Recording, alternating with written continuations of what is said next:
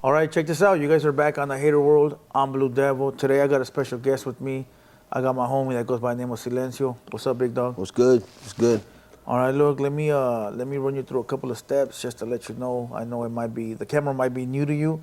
So we have a one-on-one. We don't really have to look at the camera unless you really want to address the camera, but for the most part, it's just me and you. Yes, act like the camera's not there. You know, act like the camera's not there and just be a little loud on the speech. All right. You know, we have a lot of people that are very quiet and timid, and you can't really hear what they're saying. You know what I mean? Let's get it. So let's get it. Before we start, salute to the squad, salute to everybody that's out there. Make sure you guys hit the like button, press the like, double tap the screen, comment, do the whole works. If you're subscribed, salute to you. If you're not subscribed and you're a new watcher, we drop videos every day, so make sure you guys subscribe, like, comment, do all that great stuff.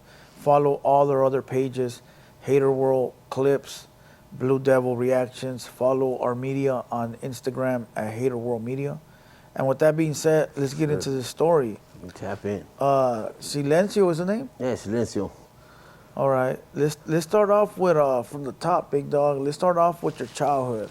All right. You know, let's start at the top. Where were you born? Yeah, I thought about this too, where I was going to start this, right? So, like, the earlier stages, I remember where I was born, but I grew up in, like, a little town, Muscoy. Muscoy. So I remember, like, my earlier stages, it was like, Muscoy is ghetto, but farmland at the same time. So I remember there was, like, pigs and llamas, chickens and shit like that, but there's no sidewalks, it's all dirt. And this is back then. And I'm talking about Muscoy, if you know the area, I'm talking about the other end of the tracks. Like the deep end. So that's what I remember, like the earlier stages, like of your life. Yeah. Do you remember where you were born? I'm born in San Bernardino. San Bernardino. Yeah. Your parents? Where are your parents from? My parents were also born in San Bernardino, but it's about as much as I know about them. Yeah, they were born in San Bernardino, early stages, and. You've never done like a history check on your family? Oh, yeah, as far as where they go back to? Yeah, like where the lineage comes from? Yeah, well, that was interesting, too. So I remember, I think I told you, I remember going to my great-grandfather's funeral, and they said he was born in Texas. So it's made me kind of curious, okay, so where did my family come from? So I asked the pops, and let's more into it, because I didn't get to ask my grandparents any of this before they passed. Yeah. So I asked my pops, and it turns out that my family was in Texas when Texas was still Mexico. So we never crossed the border. We never had that choice. We've always been here. So Texas used to be Mexico? Texas was Mexico. And your family lived in Texas when it was Mexico. Yeah. But then they converted to Texas. Yeah, so when that happened, the land got sold and people that were there became citizens. So, okay. But they made them become citizens. So you guys are from the motherland, basically. We had no choice, yeah. Okay, that's dope to hear, because mostly we hear about, like, you know, the roots going back deep into Mexico. Yeah, no. So that's pretty dope. We had an artist up here that had the same, he gave us the same story, but it didn't click what he was trying, like what he's trying to tell me, it didn't make sense. Yeah. But now it makes sense. Yeah, so yeah, that was pretty interesting too. I never knew that before. Yeah. And that's my dad's side. My mom's side didn't really know her family. She was a foster kid, and she did the DNA thing, found out she's like Cuban, has some Cuban relatives in Florida and New York actually. So Miami and. So you grew up with your mom and dad? Yeah, I grew up with both parents. And you said. Well, for the most part. For the most part. Okay. Like earlier stages, yeah. In the earlier life? Yeah. So you said. Before my teens, there you go. Your dad from Texas, and your mom was from where? No, my parents are from California. From California? No, both from California. Oh. I mean, you had to go back to my you're talking about their grandparents. Yeah, because I was always wondering, even my grandparents were from out here, but my grandfather was from a Corcoran area. Okay. So I had family. I remember going out there as a kid. But the lineage comes from Texas. From Texas, yeah. Okay, but now your grandpa from your dad's side is from where? He's from San Bernardino as well. Okay. But he was actually born up in Corcoran. Up north? Yeah, up north. So he has family up there, and I remember going up there as a kid. So how about your mother's My mom has no family. You said she was a foster kid. Foster children? She was a foster kid, and I mean, she has family that we met later on in her life, but we didn't know them growing up. Yeah. And she had a foster kid. She has she talks very rarely of her parents. Yeah. She don't really know them, so. And her mom is kind of it's a mystery a little bit. But you told me off air that she found out who her dad was. Yeah, she did the DNA thing, right? Yeah. So recently she found out her heritage, and it came up with a Cuban, like 64% Cuban. She didn't know she was She Cuban? didn't know. We didn't know. Yeah. So, and then her dad comes up, right? And he's in Manhattan, New York, fool. Oh. Some guy in a suit. Never met. Player? Looks like he's lived that life because, oh yeah, trip out, because what we do know about my mom's mom, they met in Vegas. My mom was born in Vegas, and her mom was a showgirl. Oh. That's Trip. Oh. So yeah, Trip. So her mom was a showgirl. Think about it, right? Yeah. And so her dad was from New York. When I told you, suited boss. up. Yeah. So yeah. Fool. Oh wow. So she was born in Vegas, and so your mom does know her mother. she knew her mother. Yeah, but she don't want to talk about it. But something happened where she became a Okay, prostitute. but she at least knew who she was. Yeah, she was. Oh born in wow, Vegas. so that makes sense. That means that Right? the big boss man came from It's New crazy, York right? to play some some I roulette. pieced it together like that too. Oh, That's wow. a trip. And you know what's crazy is I was telling you yesterday, I've never looked into my background. Yeah. I've only looked as far as my grandparents, my dad's family, my dad's dad, Yeah. and my mom's dad and mom. So that's as far as I've looked. I've Yeah. never went deeper than that. I've wanted to go deeper than that, but I haven't done the studies. No. Yeah, but the reason I got deeper because she did the DNA thing. So the family tree thing It came started up? coming up, and she ended up having family in Miami. Did you and do yours? I haven't done mine. You haven't done yours? But her roots go back to Havana. To Cuba. what? Cuba. Oh, to Cuba. Yeah.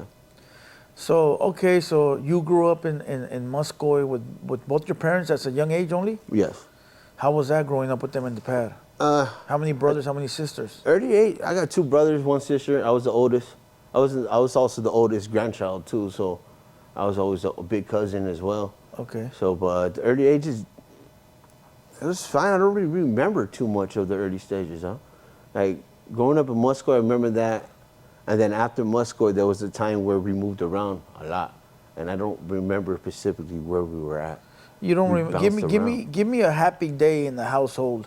Give me a Saturday morning at your house with all your Cartoons? brothers and sisters. Saturday morning cartoons. I mean, grew up the way I don't remember growing up our parents didn't have money like that, but we made our ways. I remember that was the times like that. So, but it was always family oriented. I had 2 brothers, 2 sisters, so we were always same mom and dad early stages. You know what I mean? All 3 brothers and sisters, Yeah. same family, Yeah. same So mom and dad. then we were always with the grandparents, and I got plenty of siblings, cousins, and stuff like that. So I remember always going to grandparents for Christmas, holidays, earlier days, you know. So give me a school night a day in the life of a school night. But I do remember walking far to school every day. I do kind of vividly remember that. I've been walking to schools at an early age, and So run me down through a school night. Like you get home from school. Do you I can't remember? even remember that. You can't remember that I far can't back? remember that. Wow. I used to try to think about it, and I can't remember that. What's It's like, blocking that memory? I don't know. I thought about that too because there was a part of time after that where we bounced around. I don't remember too much of it. Though. Have you ever had times where? But I know I've heard stories with my grandparents. There was a lot going on, with not just with the family, my own family, but with the major other family. There was a lot of stuff going on. What do you mean other family? Well, I had cousins as well from the area, and there was a lot going on with the family. That all lived in the same house? Yeah, and there was a lot of gang stuff too back then too, to where my parents were Christians too, by the way. So they were both kind of in the church. So it was dealing with the family drama because the family's still in the streets, and not saying too much. There was a lot of maybe street stuff going on. So your dad was Not attached from to the nowhere, streets? but yeah, family wise. Okay. Family wise. So yeah, there was a lot going on. There was points where we couldn't really go outside because there was so much going on and connected with family. No, there's people that grow up in a gang infested family. Yeah. You know, as bad as it sounds, like the uncles getting related, Yeah, the mother. my parents tried to the keep us uncle. away from it, but it was still so much going on where, I mean, we can't just try to keep us inside. It was keeping it away from us at certain Can times. you name something you remember happening?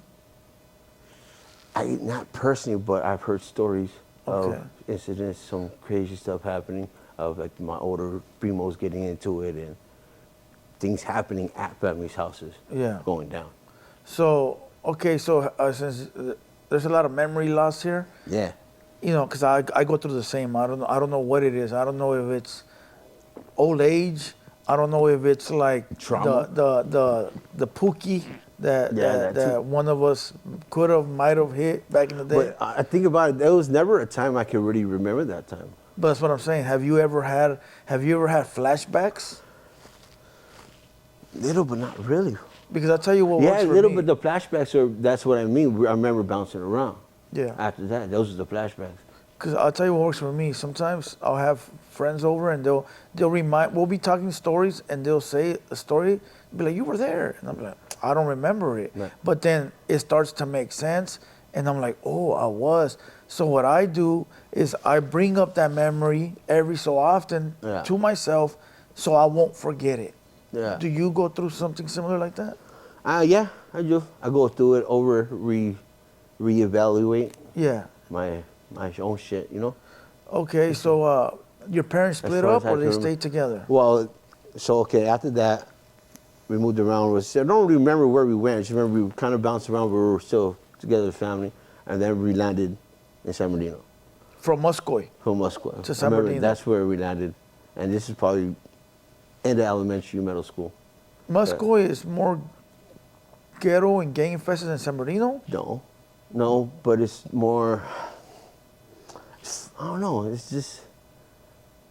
I guess you could say it's a little more ghetto, even though it's crazy to say. Well, it's San more- Bernardino's it's- pretty trapped, but I mean, over there, but less sidewalks and you doesn't see horses. There's some farmland out there, so it's Well, just, that's why. So San Bernardino's a city, Yeah, and there then you go. Muscoy's the yeah. outskirts. There you go. Yeah, You know, it's more like the rancho. yeah, You know. exactly. So you got a lot of Mexican families in Most- so what's it's all in that's out there. Muscoy? It's all More that's out white there. people, Mexican families. Mexican families. Yeah. How about San Ranches, Bernardino? Ranches, same, similar, but Mexican and blacks. Yeah. Mostly Mexican and blacks. It's very congested. Everything's mixed up, and everything's mixed up. Fool. Is there a part of San Bernardino that's nice? Because when you think of San Bernardino, people rate it as like the number 2 most crime in the Wow. in the USA. Yeah, well, I mean, it is what it is. Yes, of course, but I guess there's little hidden spots you can find, like the Sierra Lakes. You can go in those little areas where it's nice, but besides that, maybe up northern areas. But besides that, I mean, it's pretty much the whole city. Okay, so then when you moved to San Bernardino, you moved to San Bernardino in your teenage years, Yeah, or well, your elementary teenagers. So So, how- right middle school, about that time. was that the same way of living like Muscoy? No, What that's changed? what. Now my parents are doing good. So now I remember my pops had a good job. My parents are doing good. So now we got a house. Okay. You know, now we all moved into a house. We did a house. Mom, dad, It's brothers, still sisters. It's in the hood. I mean, it's active around us. Yeah. Very active around us. But we're still. It's yeah. still the family Yeah, together. yeah. That's really what counts. Yeah, at that time, yeah. So And yeah. when did you start? So let's go here. Did you do good in school? Well, at that time, those stages, so I had 2 brothers. So we were always, we were in the sports. We were active kids. We were active boys. You know, boys would be boys. So I played baseball my whole life, football. I was in the sports. So we got boxing. Any kid that moved in on the street, put on the gloves. We go to the wrestling ring in our backyard. That was our growing up. So it was pretty active, and all the kids that moved in on the street had to be active too. And Yeah. that's just what it was. Active in what way? Sports. Sports. We were taking over. This is before phones, so we're taking over the street. We're playing baseball. We're playing football. We're playing basketball, or anything. Boxing. Hide and go seek. Got everything we could think of. Laser tag. Late night. Wrestling. I We built a remember wrestling those. ring in the backyard. Yeah. Jumping off the shed, going through tables. We were rowdy, so that's what it was. I'm reminiscing right now, bro. I remember being outside late at night, like when the sun comes down, Yeah. 7, 8 Playing o'clock. tag, laser tag. Yeah, playing shit tag like that, yeah. with the whole neighborhood All the kids, outside. yep. That's a feeling we ain't never gonna feel again. Yeah. No. You know. So okay. So in school you did good. The earlier stages, I guess, but towards middle school, well, that's when everything happened. That's when the shift happened. My parents, that's the divorce happened. Middle school. Middle school. Could And you that's say also that's- too on the same time? 7th grade is when school was done with. So you could say that when your parents separated, what was the cause for that? If I can ask. While throwing them under, I don't want to say Now I'm too just much. being nosy, so let's move that past that. Yeah. So, You just say this. Remember I told you my parents were Christian in the beginning? yeah. Okay. There was something happened, a shift where maybe one of my parents wasn't doing that no more, which caused a lot. It caused division. Yeah. So could you say that was where you started to seek the streets? Act out, I would think. Because but also it was already attracted to me because of family stuff. So I already seen it my whole life, knew about it my whole life. So what was so attracting of the gang lifestyle? just what it was around me, I guess. I don't know. It was weird back then. It was I don't know, it was just part of the streets, part of living, growing up and knowing about it, you know what I mean? And knowing that just, it became a normal subject. So then your parents break up and there's no structure in your home anymore? Is that the way it went down? Well, I became the structure. The big brother? My big brother stepped in. So yeah, it was... Taking care of a sister and two younger brothers? Yeah. How was that? It was... I don't know, it was what it was, huh? It was what I had to do. You know, you don't think about it at the time. Just do it? Just do it. You know, but... Anything stand out from that time? Oh, that's some crazy memories. I mean... Of taking care of your family, your siblings, brothers. having to step and take care of them, huddled up. What Parents might pops have been out? going. Remember Pacific time, remember parents were going at it, sick, you know? And having my siblings like all huddled up in the backyard, we're like all fucking distraught. And I'm at the time, they're younger, so they're still kid-minded, but I'm right at the age where I'm understanding more. Yeah, So, yeah. It just became a natural thing, fool. Keeping them away from listening and watching the drama and the dilemma. Yeah. So, okay, so do you remember what time exactly you jumped off the porch? Which means when you started to dibble and dabble in the street life? I started dibbling, dabbling before I even got into the hood. Yeah. So I'm like 14, 15. I'm already started going to juvenile hall, trying to tag, getting involved. I've already actually met homies at that time too. Shout out my homie Danger. Yeah. My homie Lokes, RP.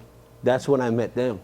Yeah. Around the same time. In juvenile hall? Not juvenile hall. I was already having my street things, doing tag banging and all that. And then some homies from Los moved next door. Yeah. And it was crazy when they first moved there, because it wasn't, it was just more like two homies like, what are you looking at, fool? What's up, fool? What's up, fool? Who are you? Who are you? You know what I mean? Yeah. So at first we didn't even see eye to eye, but then little by little, what's up, fool? Just want some bud, just get a letter. And next thing you know, we're chilling. And that, I probably knew them for like a couple of years before I finally actually got into the hood. But I was already going to juvenile hall. I was already bumping heads with the local neighborhood. So these two guys you mentioned, they were your neighbors? Yeah. That's how you met them? That's how I met them. And then, so what was it about them? But see, even before that, I was already having tension with the local neighborhood because of family. Yeah. So I was never going to get into that hood. So yeah. Because of your family? Yeah, because I was already bumping heads with them. It's just what it was. Yeah, because most people would ask, why did you join you joined the game from LA, right? Yeah, Los. Why would you join the game from LA when you were born and raised in San Bernardino? Because of family stuff. So, and not just that, just didn't get along with them. So it was always that natural tension. But it was just, it's just what it was, fool. And so didn't go that route. So when you met your neighbors, what intrigued you from them? What was it? It wasn't nothing like that. It just became homies, became good friends, became people that were doing stuff with, running around with, crimies. You know what I mean? And there's Dokes at the time too was show me, trying to pull me in, show me that love, that love, the hood love. You know, he was probably one of the first homies that was like, hey fool, let's roll. Yeah. But I might have been too busy with my boy, the homie Danger, shout out Danger. But he was the first homie to try to give me the role, and that's how I met some of the other homies too. Yeah. Okay, so that was around what, 16, 15, 16, yeah. So I knew them, but I'm still going to juvenile hall myself. And also at that time, my parents were divorcing, so they shipped me. I moved to my grandparents. Which was where? In Colton. Oh, in Colton. Yeah, I moved to my grandparents. It became a point where, this is before the hood, where I was ready to go to YA. I was on that crazy probation shit. Yeah. So where I was my last chance, if I didn't fucked up one more time, going to YA. This is before the hood. Yeah. So it came to a point where my parents shot me to Colton. you're going to your grandparents. Yeah. Well, and plus, at the time they're going to divorce. That don't really make a big difference. I went with my mom's, and my mom was just like, that was too much. But going to Colton is not a big difference from San Bernardino. Yeah, I know. So it's not like they shipped you off to change Missouri. of school. The change of school, but it was a difference though. Yeah. It wasn't a big difference, but it was. Okay, look, we'll get into the difference right now. But you said you went to juvenile hall before you joined the gang. Yeah. Talk to me about the first time you went to juvenile hall. How was that experience, and what did you go for? Tagging, vandalism, stuff like that. I think those were the early stages. That's when they would just take you in. But I remember one time where they really took me in when I fucked up, because I wasn't good at tagging. But we hit up the police station. Yeah. And that's what did it. So they found out and they got my ass. So walking into juvenile hall for the first time. I just remember those days. How was that dorms. feeling? You're locked down. You're in a cell. You know, you don't have a cellie. Gilbert Street? Yeah, Gilbert Street. And this is back then, so there's no cellie. You're in a cell by yourself. Yeah. That's all I remember back then. But okay, so walking in, you didn't feel like, what am I doing here? What's going on? No, but it's crazy enough. It's like, I hate to say, but it's like, oh, I finally made it. I'm here now. Yeah. I kind of figured this is gonna happen soon. Right? Now, as a youngster, a lot of homies have like a goal, right? To like make it a juvenile hall, YA, prison, county prison. I think at the time that wasn't my goal, because I was trying to duck the YA. If I was gonna say fucking, I was from a hood yet, so I was still trying to figure it out. That's why I got sent to Colton, because I wasn't trying to go to YA. Yeah. You know what I mean? Yeah. So I was still figuring it out, but I was having my ways that can help. But you've heard of certain people having that list of wanting to meet these criteria. Well, that list starts coming to ball when I get into the hood. Okay. Then. So let's talk about Colton. Yeah. So then they ship you off to Colton. You've already been to juvenile hall. Yeah. Parents are divorcing. You're staying with your grandparents. Yeah. Did that stop anything that you were doing? No. Well, at first, yeah. I got off the probation. So I went there originally for a reason. And my grandparents is really who raised me. Yeah. You know what I mean? Because my parents, they were divorced, and my grandparents gave me that love that I might not have gotten. You know what I mean? So living with your grandparents, you said you received, like attention, affection, yeah, they helped me get through. I got off the probation, and she took me in. She took me in. You got off probation? Yeah, finally. It took me a couple of years, but I finally got off, and yeah. Okay. That's why I went there. I had to go to school every day. Probation officer see me every week at the school. I had to, that type of shit. So at this point, you're living with your grandparents, right? Did you or have you ever dabbled in with, illicit substances? At that time, it was early. I tried it, mostly weed, but I had tried the hard stuff, but nothing. It was just more of trying. But you smoked weed in middle school, high school, or what? Yeah, most middle school, I think high school, regular. It was a regular thing then. So up to that time at your grandpa's, you weren't really like hitting the pool? Not in the school days, no. Okay. No, not when I went to school.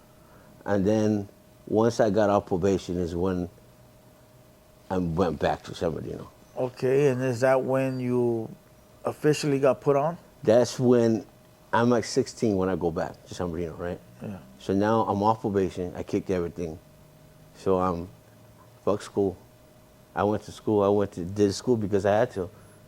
Now I'm not. I already dropped. That's when I dropped out. I went back to San Bernardino, just running around, and also too. That's when I went back. I found out the homie passed. Found out a homie that passed away, and the homies were kicking it with the hood more. Yeah. At that time. So when I go back, this happened too. So they're there when I go back. So this happened, homie passed, RP Lope, son. And they're kicking it with the hood more. The homie Danger, shout out Danger, just gets into the hood. Now I'm just kicking it with Danger. Now I gotta, where I'm going. Yeah. So next thing you know, I get put on. Well, shit, before I get put on, I'm already going at it. When we moving back to that city, now it's just tension. And I'm going at it with the locals. Yeah. So now there's already tension with the locals. I'm already bumping heads. Before I even got put on, I was bumping heads. So, and then literally a lot of shit went down when I got put on because I was bumping heads. Yeah, and homies got involved with me. That pushed it going at it with the locals because of your family situation, that pushed you more into joining Yeah. this LA gang. Yeah.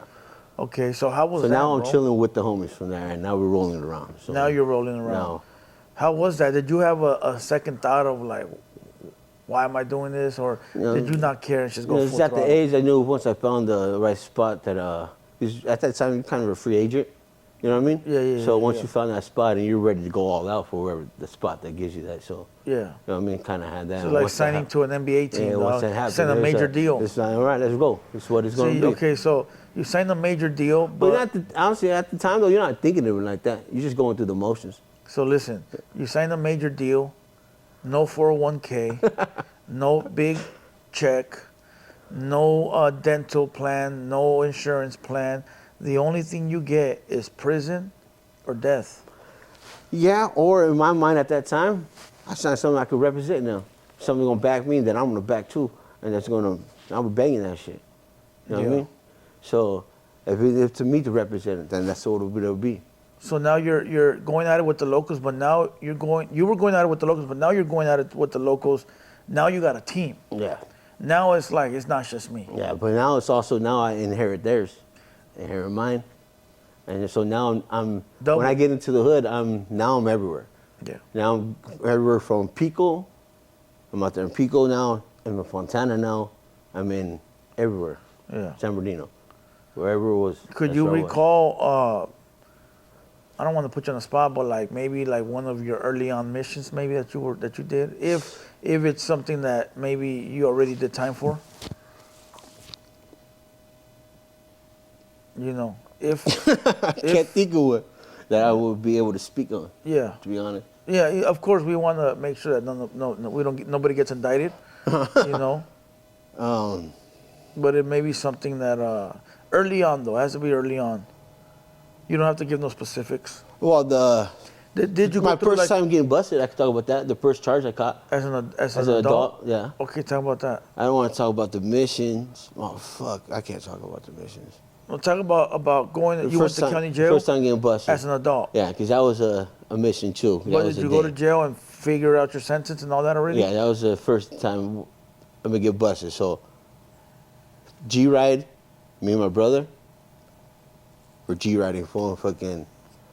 We don't know how to drive the stick shift car, dog. Yeah. So we try to drive it anyways. So we're driving the phone, and we get on this one-way street, dog.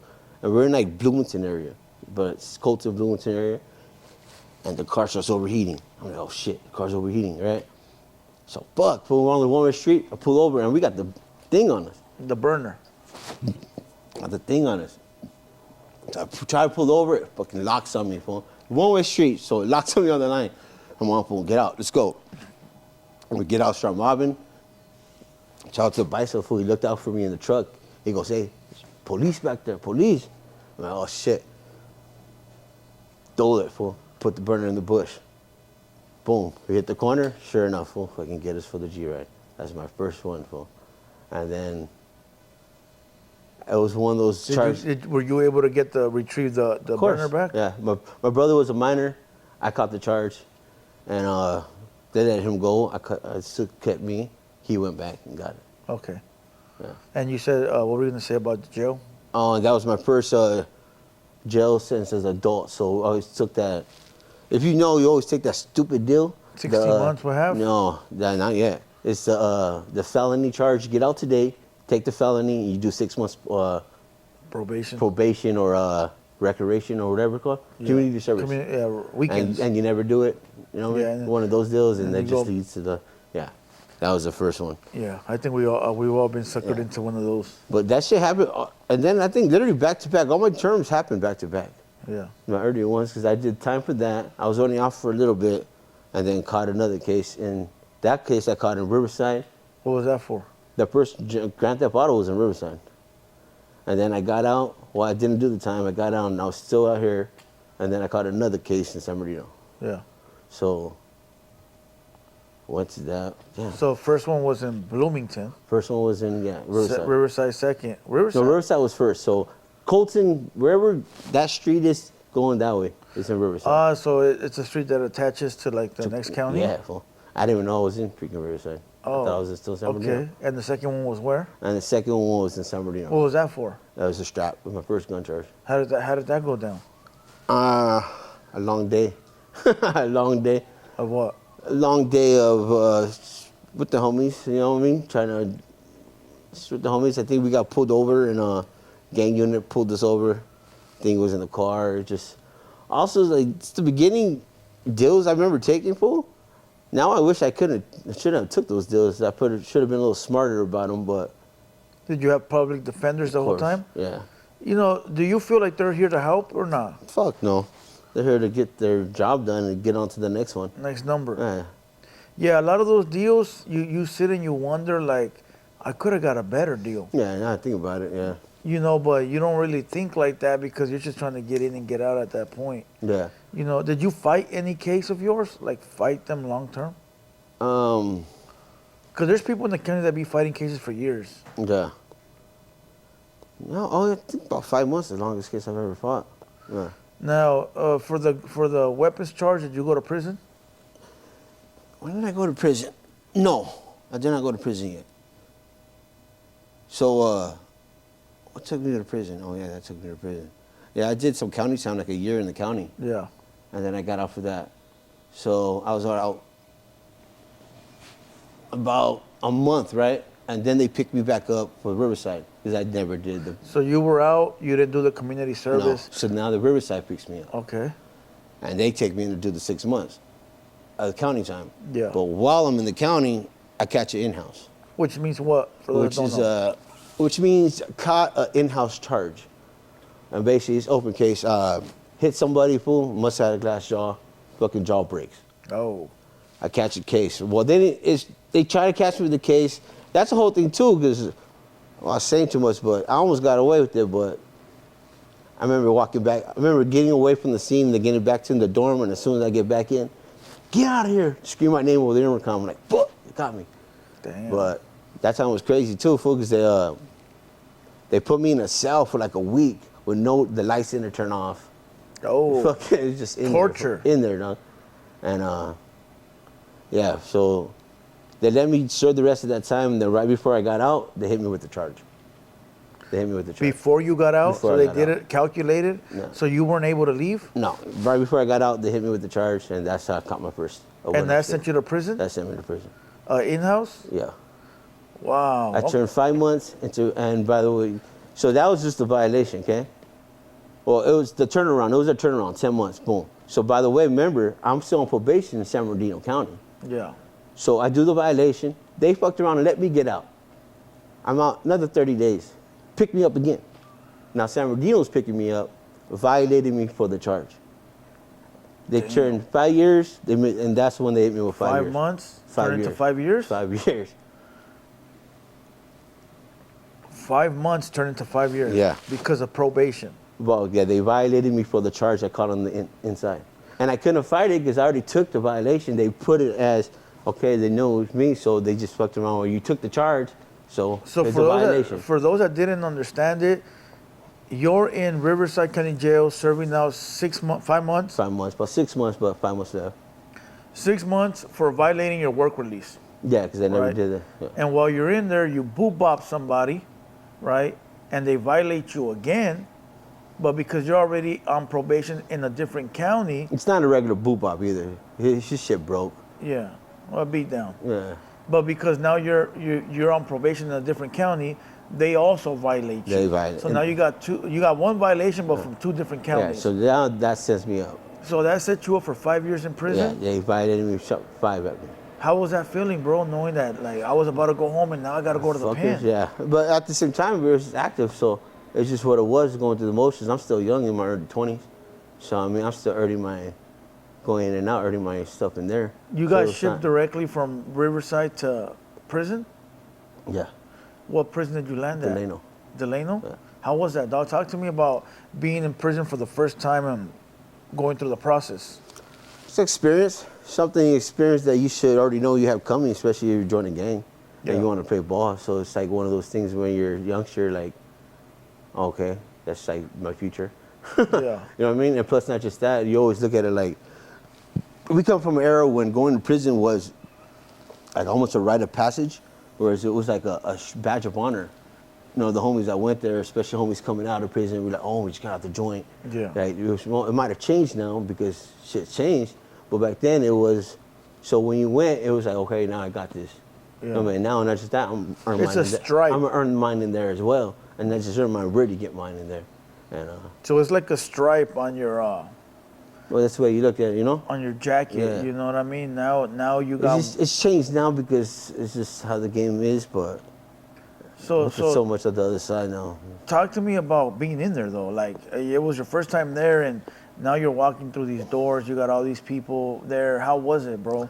I always went to jail with the mentality, I mean, of I'll do it type of shit. To where homies, that's just where I was. And then I always, like, fighting and all that stuff became with the way where that's what you're supposed to do in jail. That's what you're going to do in jail. That's what jail is. You know what I mean? So you just take it out, just all your frustrations, you know, any action that came my way, just what it was. So you were active outside and inside? Yeah. Gotcha. Yeah. Did you do all your time in that prison? In Delano, I think the first time, yeah. It was in and out. The whole Yeah, 5 years? Yeah, yeah. Did they break No, it down? wait. No. I went to Delano when I went from the first time, right? So when I got back out, San Bernardino violated me. Now I went to another prison. So I got out of Delano. From After Riverside, how long? From Riverside. I did a quick turnaround. When I caught the case in the county, the in-house, they sent me up just to get back out. Just catch the number. And then when I got out, San Bernardino picks me up now. And they charge me probation now that I get sent to TheHaterWorld. Oh, wow. How was that? And Was that different? that was some time when fighting the case, right? So just in time fighting the county. Remember I told you they threw 5 at me, right? Now I'm in TheHaterWorld. It's crazy how that shit worked out too. I'm in TheHaterWorld, that's when I get sick. That's when I get sick. And, Sick with what? at first I didn't know. At first it was just like, I thought it was a flu. You know? What, do you remember what years these were? 08, 010, 010. I want to say 010, 09. Okay. 09, 010. Because I had my transplant in 2010. So okay, 08, so maybe 08. So before we get to you being sick, right? You started to have like a rap career, right? Oh yeah, we skipped all that. Was that prior to you going to prison Yeah, or prior before? went to prison. I skipped all that because, like I said, the rap career, the music thing. I mean, I love it and it's a part of me, but it wasn't a major part of my life. It was a small part, but and honestly, real life was a real part of my shit. You know, I wish the rap shit. I wish I could sit here and say, yeah, I was a rapper and I fucking all these years, but it just. But you tried to rap? We tried. So this is right, which I actually skipped this whole part, but if you've seen it, when I got shot. So at 18, before I went to prison and everything, when I got to the hood, at the first year or two, I'm going all out, right? And I get hit. I get shot. I get shot. You left that out too? Yeah, I left the part where I got shot. So now we gotta backtrack, okay? So let's backtrack a little bit. So this is when I got into the hood. You met the neighbors. Yeah, now I'm in the hood going all out. Now you're in the hood. Were you already rapping at that point? I've always rapped. Like rapping's been a part of me since a kid. I think I wrote my first rap when I was like 14 years old, and it's just always been something that come natural. It's not the music shit or the rap shit is something it's like a passion. Okay. I mean, it's like a passion. So you already did it, but you were not taking it serious whatsoever. No, but I've always been able to rap, but I kept on throwing a Bone Thugs beat, just rap over it. I think it started with me just rapping to the Tupac songs, being able to rap to Bone Thugs songs, and then being able to just hear the beat, smoke some weed, and next thing you know, I'm rapping over this shit. And I'm be able to do it, and I could write a rap. It just became natural. Okay. It really became natural. So then you joined the gang, okay, we're there, and then you get shot. Then I get hit. And then I get shot. And How did that happen? Why did you get shot? Like I said, just active in the city and How? Run me through that night. Run me through that day. From the morning to when it happens. Well, that day, I think it was already a lot going on, and the day was just a kind of regular day. There was already going on, and we were chilling the whole day. And then it comes to the end of the night. And chilling with who? Chilling, I'm with my brother, my cousin, right? And probation was sitting in my cousin's pad. So we're staying there, my cousin's at the corner. So we used to kind of be back and forth on the block. But at the same time, when we moved back and forth on the block, we had to be careful. Yeah. We're going at it. So I remember we posted at my pad for the longest, and we're like, fuck it. The probation's hitting this pad, but we waited most of the day. They should be clear now. Let's try to go over there, right? Yeah. So when we go over there, we don't want to bring nothing because it's been hot, probation. So we go over there to my cousin's pad. We're chilling there for a while.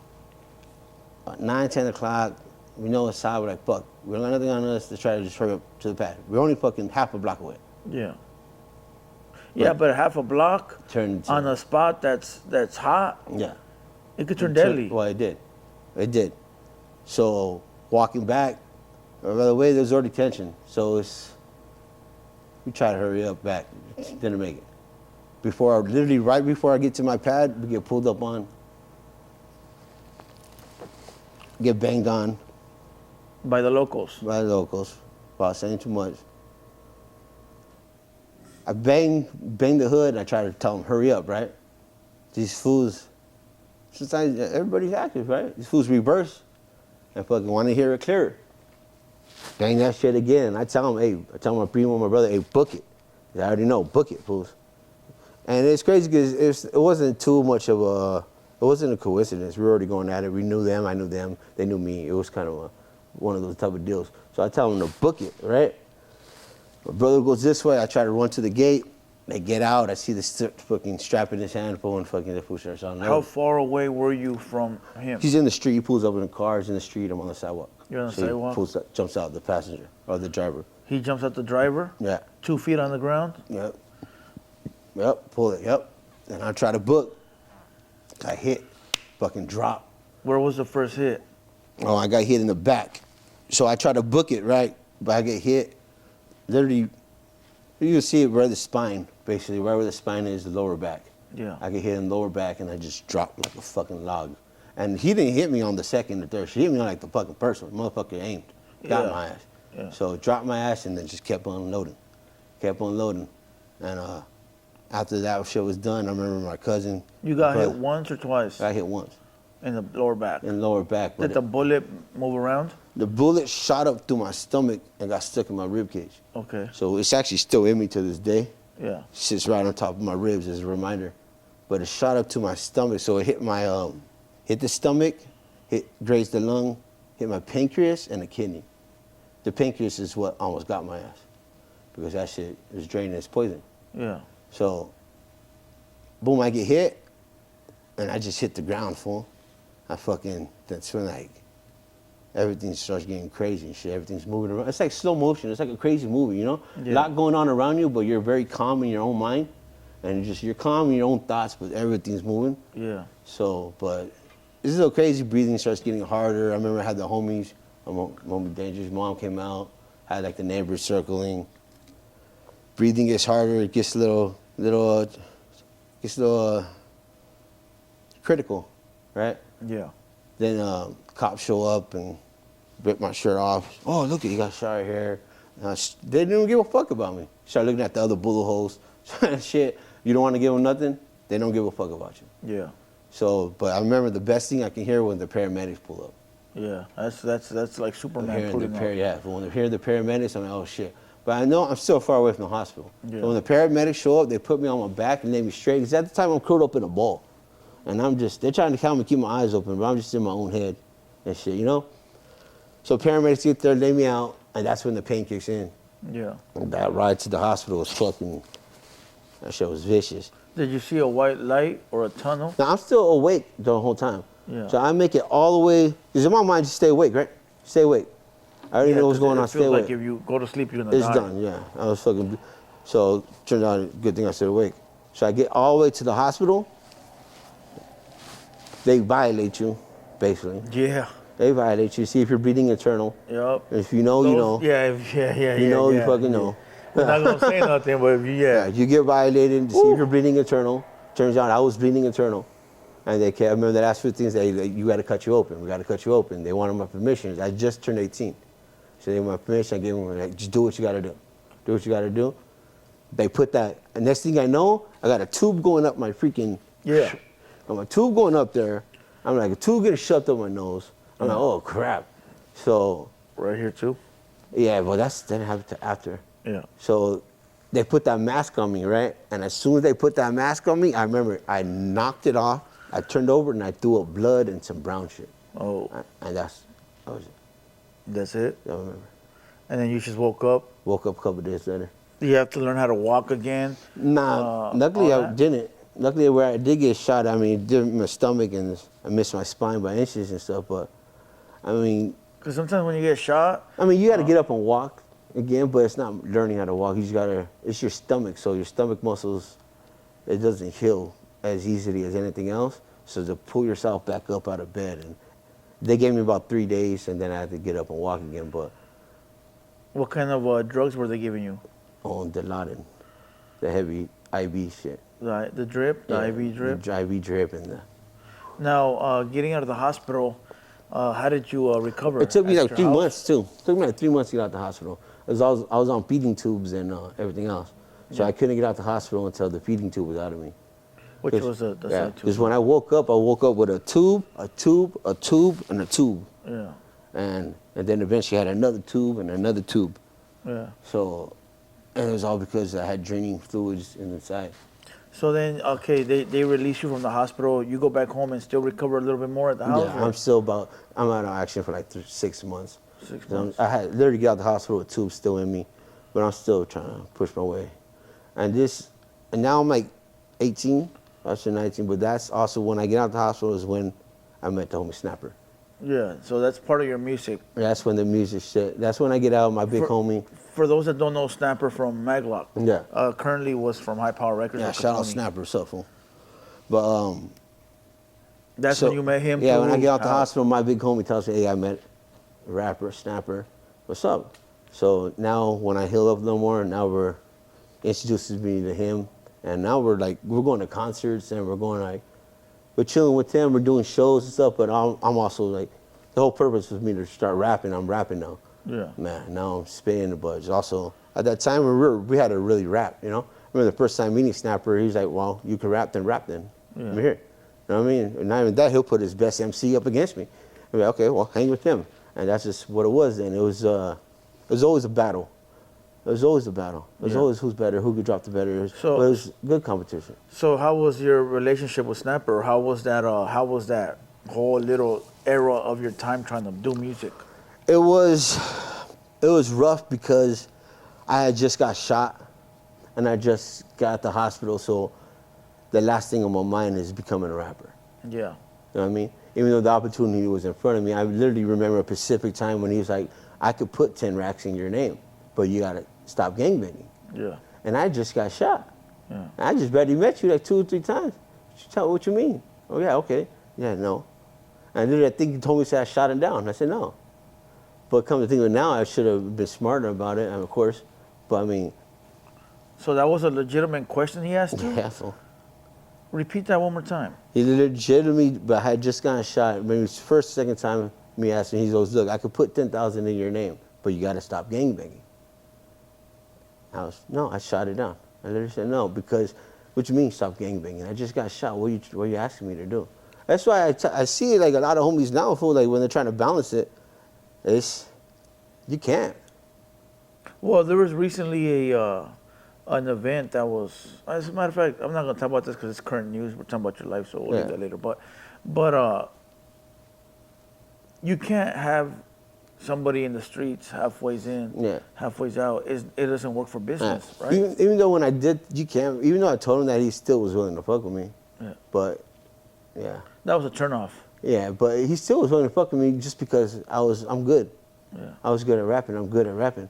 I'm not just like, that's something I've been doing since a kid. Yeah. So they see something in your boy, so that's what, you know? So that sort of ended your career right there? No, not really, because he still got me in the studio. So that was early on first, and he still didn't shy away because he understood what I was going through. Yeah. He understood, and I was still young. I just got shot. I'm still active. Let me figure it out. And so he still took me in. I was still not officially signed to Maglock, but I was fucking with Maglock. Okay. Yeah. I went to the studio a few times, and we got to the point where we were about the album, No Warning Shots. Yeah. I did a song for No Warning Shots, and I was going to be on it. And Is it the So Please? Yeah, so please, yeah. Yeah. And before I could finish the song, I got busted. But during that time, that's when we were chilling with Snapper and going to shows, and the homies were going to shows, and that's when everything started clicking up. With the whole high power beef. Yeah, the high power beef joined in. It was Snapper with that beef, and YB. yeah, we got to saw the homies. I think a couple car shows and some got involved in some instances too. And Yeah, we don't want to talk about but, you know, we're not gonna do the whole. Yeah, but back then we've been there since then, since that. Yeah. And yeah. YBE too, when he was young. YB's been around since The beginning, yeah. since the beginning. 2002, I know his brothers, like 626. Shout out Smilone, Taz. So I remember YB from them. He was always around them, you know. Okay, so then we got to your music. Let's fast forward back now too, where you're in jail now. Remember, we were back at the prison now. Yeah, so that's where it kicks back in. So bam, before I could finish the song, I get busted. Okay. Oh, So that's why I casted GTA. okay. Before At the bottom. But I have that finished record. Yeah, well, I finished the song. Well, it's finished, but it's not mixed and mastered. Yeah, yeah. Okay, so now let's go back to you getting sick in prison. So now you're in prison, all right. You've already have a bullet in you. You're from a gang. You're in prison now on your second prison run. Right? Yes. And you get sick. Yeah, I get sick. From what? I hit Tehachapi, and as soon as I get there, I thought it was a flu. It just kept getting worse. You thought it was a flu? I thought it was a flu and just maybe go away. I started feeling bad, but it kept getting worse, and it got to the point where I was fainting. Like my vision was going blurry. I was fainting, and my gums were bleeding. Full. Like it was bad. Like it was bad. So I finally put it in. They go take me up there, take my blood. They were back. A couple of days later, they call me up there again, and this time they're panic mode. They put me on a stretcher, put a fucking mask over me. They're panicking, they're tripping. We're talking about the jail. The jail nurses. The jail nurses. Yeah, because this is a couple of days where I was like going through, where I was fainting, my vision was going blurry, and I don't know what the hell was going on with me. My gums were bleeding. I felt bad because my salary just came from the wife, and this is my second term. We're supposed to be showing homie what's going on, but something's going on with me. Yeah. And so I'm like, I finally put in the call slip and take my blood, let me go, and I go back up there, and now they're panic mode. They throw the mask on me, so it turns out they get my blood results back. It turns out I have no immune system. No immune system. No immune system. So people ain't gonna know what that is.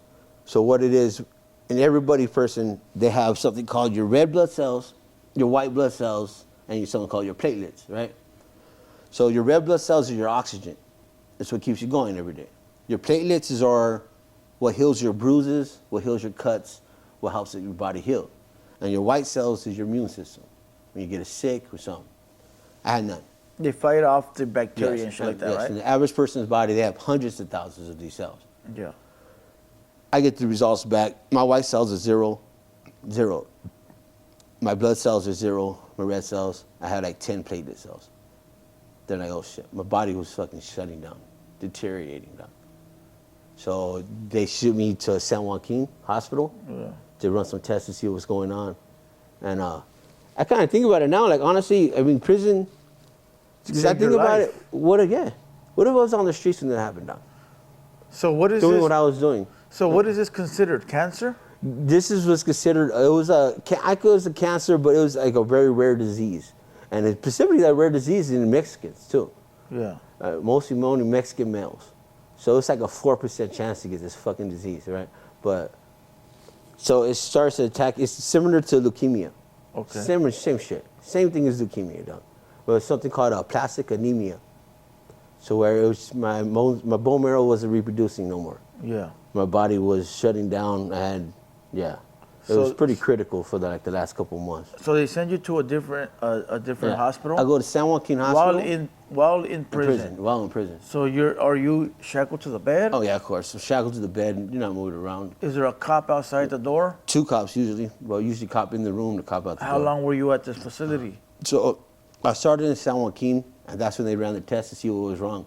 And once they figured out what was wrong, I got shipped to San Francisco. Okay. I was in Frisco in the UCSF, the hospital out there, which is crazy because I was in prison, I got good fucking doctors. They say it. People like even the guards used to hear them talking shit. Like, I got to take my family over here while this guy gets fucking top-notch treatment, right? But it was what it was. So they shipped me to one of the top 10 fucking hospitals in the nation. I mean, people were flying there from other fucking places to go to this hospital. Yeah. Because it's specifically for that. What I was working. Yeah. So I got shit in Frisco, and that's what saved my life, fool. That saved my life right there, those doctors. But I became... what kind of process did they go through in the hospital? To find out a lot of blood results. So what happened was my body wasn't reproducing, no bone, no nothing. So so when I would get sick with like any flu, it was critical. Yeah. There was some very times I remember it was like very, very critical. Yeah. I remember one specific time I had caught pneumonia in the chest, fool, and I was fucking going through it. Did they do like chemo or anything like that? Yeah, that came later. So I was just, what they try to do is they try to fix it without the chemo, without the bone marrow transplant, right? So we went through the medicines, and I went through like medicines like 3 times to where it worked, and then it'll stop. A couple months in, it'll stop. Yeah. It worked, and get it going again, and then it'll stop. So what happened, I became a blood transfusion dependent. What does that mean? So where every single week for like 2 years, the whole time I was in there, I had to get a blood transfusion. Every week? Every week, about twice a week sometimes. Yeah. Usually once a week to twice a week, where I had to get a blood transfusion, and that's what that was. Is so my body wasn't reproducing no blood cells, so they'll give me an infusion. They're giving me blood cells, right? Yeah, so they'll give me enough blood cells to get me through, but then my body's not reproducing, so they died off. Yeah, so you have to do new ones. Do it again. And where is this blood coming from? Donors? Donors. I'm in the outside hospital. Donors. Yeah. Yeah. So I'm doing that for the whole time I'm there, like maybe 2 years. I'm like that. Okay. So, yeah, and then that didn't work. No, it didn't work. That was like short term. Yeah, it just kept me alive basically. Yeah, it just kept you alive. It kept me going because the medicines I tried the chemos. Yeah. But it didn't work. It got to work for a little bit and it didn't work. So it got to a point where I had to get a transplant. But I was also coming to the time where I tried to get out. Transplant for what? A bone marrow. Bone marrow. A bone marrow transplant. That's what I needed. So they tried to get me out, but they didn't let me get out. Get out of what? Jail. Why? To get the bone marrow transplant. Oh, you're without your sentence being over? Yeah, so they tried to, he's really sick, he needs to get out and take care of this. They said no. I was like, okay. How much time do you have left? Maybe a year, right? So I'm like, okay, fine then. I literally talked to doctors. I remember this. I was like, well, can we put everything on this bill? Put everything you can on this bill. What bill? The prison bill. The county, the state bill? Yeah. Yeah. By the time I got out for my bill, was like, they told me it was like $1.4 million. Because what I had them do, I got on the donor list through the prison. Yeah. And the donor list, anybody knows, it's not cheap to get on the donor list. So. Yeah. And you have to have some good insurance. Yeah. And or money. Or money. So, but because of that, I was able to get on the donor list on the inside. So when the time I got out, I was already on that list. Oh. Waiting for my transplant. Damn. So, yeah. I didn't think of that. That's what happened. So when you got out, they can't take you off the list. Nah. That has already been paid for. Yep. So I get out. Well, I was in the hospital a long time, so in order to get out, they shot me up north, back to the prison, back to the joint. Yeah. Which is, I'm sick. But believe it or not, those are crazy stories too, fool. Because when I was sick fighting cancer, I remember meeting certain homies, a specific homie from Riverside. Homie was fighting, he had life, right? He was already down 27 years. And he became my boy in there. Yeah. And he used to look at my situation like it was the worst thing you can go through. Yeah. And he used to look at his like, what you mean, dog? Yeah. You're never getting out. You've been down 27. Yeah. But homies like that helped the motherfucker like get through it, you know? Because like, So here you go. How was it being in prison, being sick? Was the program different for you? Well, yeah, I'm by myself. I'm not in a regular unit. That's what I'm sick. So Okay. I'm only there because I'm trying to get out and not have to go to an outside hospital instead of going. Because if I would have stood in the hospital getting out of prison, I would have went to another hospital from prison. I wanted to get out. So I had to go up north to a joint to fucking where it's a medical facility. So you weren't able to program the last 2 years of your sentence? Not like that, no. The last 2 years? I was fighting cancer. I was literally sick. I was getting ready for my transplant at that time. I was programming because I was programming for. Because in what way? working out and all that. I was getting ready for my transplant. I was programming probably really tough because in my mind I was trying to get as physically fit as possibly can because this transplant was going to eat my shit up. Yeah. So that's what it did. And plus, the research I did is what you need to do in order to get through it. So then you get out, you're on the donor list. How does this cancer go away? How does you beat it? How do you beat? Do you beat it? Yeah, I ended up beating it. I get out, and I get on the list, and I eventually have the bone marrow transplant. And yeah, I had the bone marrow transplant. Chemo. I got through all that, but I got through it, but it wasn't completely finished. Because, so I got out of prison, dog, and like during this time, you're supposed to be like super careful after a transplant. After a transplant, you're basically like a newborn, how they explain it to you. Your body has to reboot. So, of course I didn't listen. Of course I'm fucking still running around, fool. I'm still fucking doing the most, fucking still carrying, doing all the most, dog. Were you doing drugs? And fucking around. I'm fucking around. While receive the transplant? Afterwards. I'm already out now, so I'm thugging again. Yeah. I'm thugging again, right? But because of that, I start thugging again. So I'm on the streets doing the transplant. I get my transplant. I get busted again. Yeah. I get busted after the post-transplant. While I'm still sick, I get busted again. Yeah. For another gun. Yeah. So you go into prison again? Now I go back, shit, yeah. So. Where'd you go that time? But see, this time, I get shot at Chino, right? And I was a regular in Chino. I had 3 terms, but Chino, I've been in Chino three or four times. I was a regular there. So I get a shot at Chino, and when I used to roll up on, like, I don't give a shit, I see this shit in the comments, fools don't even know. I was still active, dog. I didn't roll up and tell homies I was sick, fool. Yeah. I rolled up still, like, announce myself, if anything. I'm not announcing myself, and by the way, I'm sick. Yeah. You know what I mean? I didn't do that. So I'm not so, if I get asked to do a hale, I still want to do the hale. Yeah. So what happened, right? So I do a hale while in Chino, while I'm sick. So I get sent to the back, and I'm only supposed to be there for like a month or so. I fucking get lost in the system. I'm back there for like 6 months. Damn. 6 months. And this is post-transplant when I'm supposed to be like not in the sun, not doing shit, supposed to be inside. But I'm in the whole program is still with the homies. Yeah. Still going to the yard every day. So but that caused me, for not being in the sun, to cook. And so like I had like, that's where I get a lot of my freckles, because I didn't have freckles and shit like that before. Yeah. Those are because I was in the sun and I cooked. And not just that, because I had so many transplants, it caused me to get sick again. But then something else was I had an iron overload. I became really red because I had so much iron because of the transplants. So now I'm still in the joint, but I'm going to the hot doctors too. And I used it to my advantage while I was in there. What, the doctor stuff? Me going to the doctors and still being in, I used it to my advantage, and I used it for the homies. Yeah. I started train. Like maybe I'm on this yard, but I'm gonna go to the doctors, the homies from this yard. Well, hey, fools, no. Yeah. Passing so. Moving stuff around. Yeah. So that's what it became. I used it for the homies. Yeah. So I mean.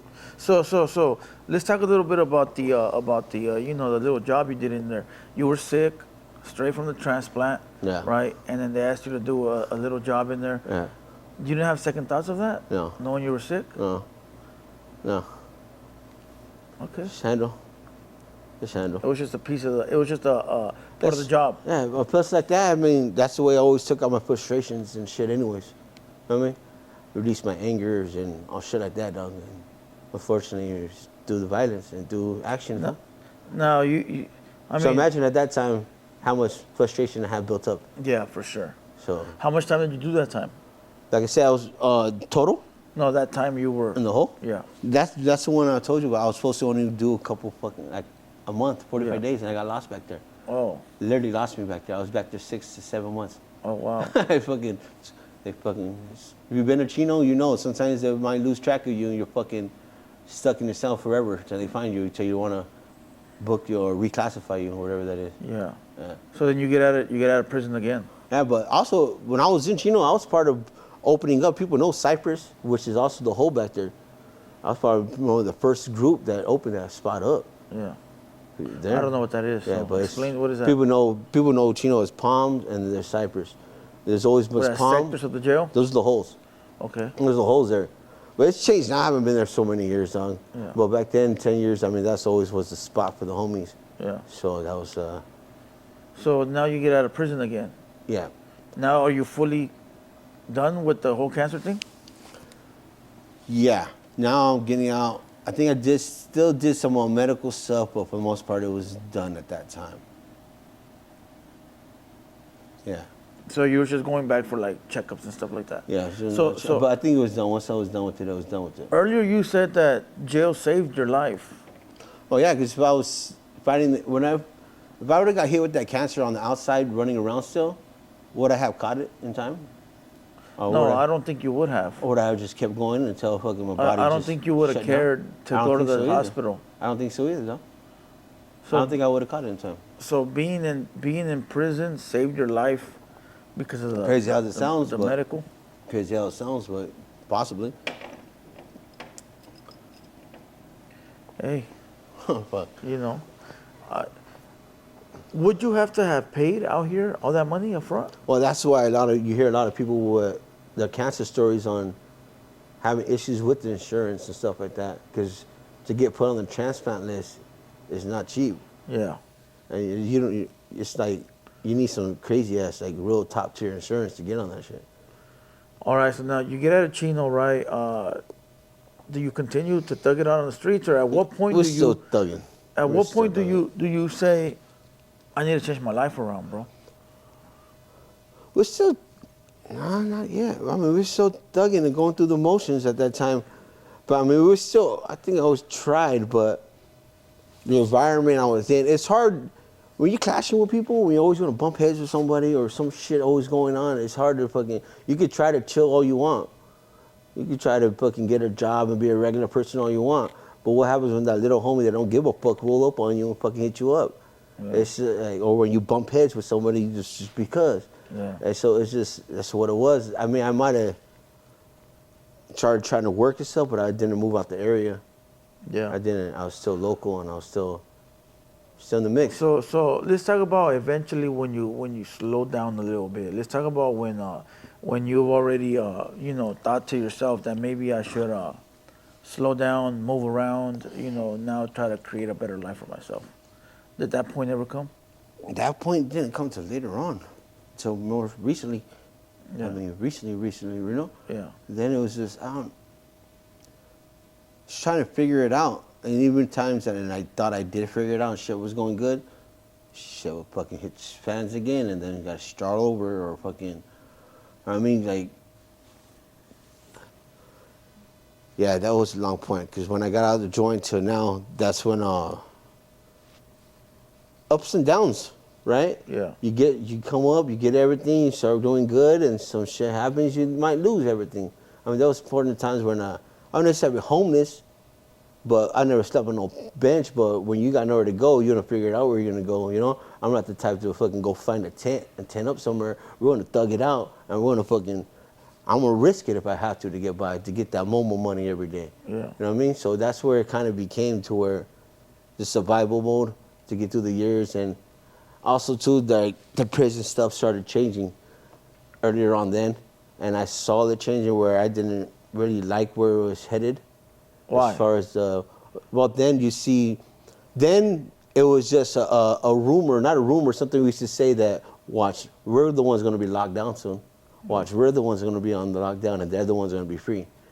And then when it actually started happening, yeah, I mean, that's when it was like, well, I got to figure out how to program out here because that's where it's going in there. So here's a good question. Before we get into the changing of you already settling down a little bit and moving away, let's get to the... yeah, there was a lot that went through that. So how did that happen? So during that time when I was trying to work, honestly, I was working for a little bit. That's kind of what happened. I had got sick again. So what happened was I thought they were just bumps or like a pimple, something like that on my lip. Well, at first I thought I was hoping to just go away, right? It ended up growing bigger and bigger. and just becoming more. And so I finally had to quit the job and see what was going on, and comes to find out that there were tumors. So I had developed tumors on my lip. And honestly, I think it was possibly because I had went back to jail again instead of taking the precautions they asked me to take while I was with the cancer and all that shit, especially after the transplant. So probably I cooked, so it caused my skin, it developed skin cancer. Yeah. There you go. I developed a skin cancer, and it was on my lip, on my So you had like big old fucking bumps? tumors, big tumors.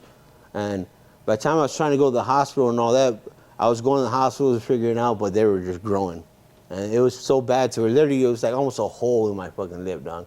And they were just getting in the way where I couldn't eat, or if I would hit it, it would make you buckle. Like, it was some shit, you know? So it would hurt if you would hit it? It would hurt, yeah. So there's no way for you to like, Couldn't eat, nothing like that. So I finally get the doctor stuff going, and turns out it's tumors. So that's a cancer too, right? It's cancer. Turns out it's just my second cancer now. Yeah. So now I get hit with a second cancer. So I just beat the first one. Yeah. Got through all that. Some years passed, had to thug it through and all that, but then tumor comes back. Yeah. So you should beat the NBA finals on the first one, dog. You got the first trophy. they said, Now I'm going for the second trophy. They said, no, Now you're going for the second trophy. wait How up. does that? How do you win? How do you defeat the Clippers, my boy? Shit.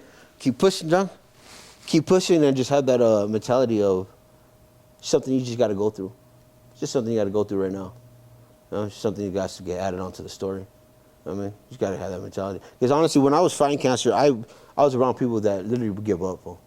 And you see them when they give up, they just don't want to do the pills, they don't want to do it no more, and they pass away, dog. Yeah. And they really do, fool. And you got to, it's like a 50-50. You have to have your mentality to where also you got to push How through. did it go away? You went to the doctors, and then what? So I finally go to the doctors. They tell me what it is. Were you scared when you heard what it was? Well, Did that pump yeah, you because too? I was scared on how it was going to go away. Yeah. Right, so not scared, but I was, well, yeah, I guess. Well, this will scare any fucking buddy. Is when Yeah. they tell me how they have to get rid of it. So now it comes to a point where we got to do some surgery to where we got to cut your fucking lip off. So I'm prepared, okay, that's all they were telling me. They told me they're going to cut my lip off and reconstruct my lip with my arm, Yeah. which is, I don't know, the arm. All right? But what they didn't tell me, it was a week before the cancer, before the surgery, they go, oh, by the way, we got to cut you open from ear to ear, too, Why? to check if the cancer spread to your lymph nodes. Oh. So that's what got me. I was fine. I dealt with the lip thing. Okay, I got it. But now you're surprising me with now it cut my throat open, freaking ear to ear, and give me the necktie. I'm like, oh, what the hell? Yeah. So that was, Scary. yeah, it's still spooky, you know? So I'm finally doing it. Shout out to my homie Wedo, fool. Wedo used to take me to my appointments, huh? Oh, really? Yeah. So he said, I think he actually took me to the appointment when I was like, get my lip. So homies should look out then too. But so about like a week surgery for now, fucking what it is. So it's basically they cut it off. It was a 10-hour surgery. Did they find more down there? They took out some lymph nodes, like 100 some lymph nodes. They took them out. They said it was clear, but it was about a 10-hour surgery. I mean, it's my lip, so it was, of course it was something like It was difficult. difficult, you know. It was going to change my appearance. It was going to change my speech. It was going to change, you know. They let me know what it was going to do. But the surgery was successful. The surgery was successful. Yeah, it was a 10-hour surgery, and what they did basically they took off the cancer and reconstructed it with my arteries from my arm, and they put it here, and they took the skin from here, put it here. Oh, wow. And they just reconstructed it. But it was it changed my speech and changed. I had to learn. I don't have a bottom lip. You so. look like a monster now. But hey, it is what it is. Hey, but that's just part of life. I mean, Yeah. everybody gets served different. My you brother know? calls me Superman because they piece me back together, fool. Who, your brother? Yeah, He's like, being you're nice. Superman, fool. He's like, He's being nice. You won't go, huh? You know, they should call you, what's that other fool, Bane? Bane. You got the whole thing on his face. Yeah, I had thought about it getting. When I first got it, I was pretty like self-conscious about it. Like I wanted to get it tattooed. Fool. I was gonna get it tattooed. I still might, but now it's just It's It is what it is, you know. I had it's to a like, war. It's a war. What do they call it? A war wound. yeah, that one, the neck one. It's a that war I- wound. You know. Yeah. So it took some time to learn because I didn't have a lip, fool. So I used to try to drink anything and fucking come right down, Yeah. fucking right down. Yeah. So I had to learn to close my mouth, fucking. Yeah. Okay. Well, let's get to the end of. Let's end this with a happy note. Okay. We already talked about growing up, joining gangs, going to prison, beating cancer twice, getting shot. Let's end this with a happy note, dog. Did you ever better your life? Yeah. So I was thugging, like I told you, momos, when I just did too much, and so a couple years back, I had an opportunity to fucking a new world, kind of, you know, opportunity to go to Florida, get on my feet. Well, it came to a point to where I felt like if I stood, it's either go to jail, stay out here, go to jail, you know, get beat up by some PCs, fucking come back out and restart again. Yeah. Or I had an opportunity to man the fuck up and get on my feet and do, Something different. get on my grown man shit, dog. Yeah. You know what I mean? And not just that, and then when I started it just started clicking. Everything started clicking with me. And just next thing you know, I got my own spot now. I got a 2-bedroom, fucking 2-bath condo, just me and my chick. I mean, just my chick, my dogs. Yeah. I mean, we traveling fucking state to Where? state now. Where did you go to? Where'd I go? Yeah. To Florida. Okay. Well, You I didn't moved say to- that part. Oh, yeah. So Well, you went from San Bernardino. I moved, yeah, had an opportunity to move from San Bernardino, I moved to Florida. So I had an opportunity to move out there to learn the trade, to, like I said, but opportunity, but it was also that time to where I had to make a choice. If I could stay, probably get busted, Yeah. or, End up in jail again. do this. Yeah. So which was time for me to do this anyways. Yeah. You know what I mean? As far as anybody that knows me, knows about damn time. Yeah. So it happened, I had the opportunity, dog, and I took it. And I went out there during the trade pool and just started hustling, dog. You know, and it wasn't no handouts. I didn't go out there and get anything given to me. Yeah. It was just given the opportunity, like, look, here it is. This is how you get it. Get it. Yeah. And that's what happened. So now, before I get it, I've been in New York. I've been in New Orleans. In the last 2 years, I've been so much traveling Same around. some of the places. And New York, New Orleans. I mean, I'm going to Vegas fucking tomorrow, Wrestle fucking Mania, dog. I literally flew out here just to come on the podcast and go to WrestleMania, dog. Yeah. I mean, And I can't even go around the corner. trying to get you outside. I'm stuck. So how is and very quick? How is Cali living compared to Florida living? It's different. It's different as far as, I mean, let's say I can't walk down the street here without getting pulled over. Yeah. You know, if I can't take off my hat, I'm gonna get pulled over. You know? Out there, I can walk around more freely. They're not looking for me. The cops cop will talk to me like a normal person. I'm not a fucking gang member out there. So it's just, and What's that on your head? Let me see. you got the hood in the head. Okay. So over there they won't really sweat you like that. Is that what you're saying? Nah, they don't sweat you like that. Just, yeah. So do you think you made the right choice? And not just that, it's weird because it's a courtesy thing, fool. To difference between out there and out here. Out there, everybody's polite. Everybody's courteous to another. Out here, everybody fucking, you're mad dog just walking outside, walking down the street. No, You know what's funny? You know? You know what's funny? Trap Boy. You know Trap Boy? Yeah. He told me, he was like, fool, I'm trying to get a job and I'm on the phone with people and they hang up on you, they're disrespectful. He goes, when I went over there, he goes, the people's just like, they're just very rude. I was like, well, welcome to the IE, fool. Welcome to San Bernardino. You know, welcome to LA, welcome to Southern Cali. Yeah, that's how it is. Welcome to OC. I go, chip on the shoulder. It's weird, fool. I go, that's how it is. But everything's so much smoother, fool, when everybody's just a respect level for each other, dog. It's what it is. Everybody's courteous, fool. So do you plan on staying in Florida long term? I would like to, but if I have the chance, I would like to be back and forth. Okay. You know, because there's opportunities here now too, to where I want to take advantage of. Yeah. So I got to figure out. Well, what's your trade now? What's your trade? Well, I actually learned the trade. I went out there and learned the trade. I tell people I control the roads, fool. Yeah. You know, I learned how to I restripe roads and parking lots and signs like that. So don't fuck with me. I'll go where you're at, or erase the fucking arrow and put it the opposite way. Oh, shit, yeah. I'll remove your stop sign real quick. Right. You know. But yeah, I went out there, learned the trade, and I'm like a foreman now, fool. Okay. So yeah. So All right. now it's hopefully to pursue this. Now it's to a point to where I could do it without chasing the money. Now the money's kind of, I have it now somewhat, not where I want it to be, but if I do the music now, I can do it because I want to. Oh, so you want to get back into music now? I would want to drop one more. And multiple reasons, because like I said, I'm a 2-time cancer guy, dog. Yeah. I would like to leave my mark. Yeah. Leave something behind. Leave you know something what I mean? behind. You know what I mean? And Okay, that's not a bad idea. my own project. And plus, I mean, we've been dropping freestyles. I still drop them for now, just because I want to, just because I like to, just because even if I do eventually drop that music video, those little freestyles are bricks, little things I kept doing to make sure I never disappeared, but I'm still kind of been there. Even on the fucking way down there on totem pole, we never left. Yeah. Which is, and then when we do drop, now we can, everything connects. Now people will figure it out. Because I'll be an old artist, but a new artist. Yeah, for sure. Because I never really A dropped. legacy artist. Yeah. All right, with that being said, is there any last words you want to leave the people with? Or at least let them know where they can find you on social media and stuff like that? Go follow me, Silencio on IG, Silencio1313. Go ahead and follow the YouTube page too, Silencio.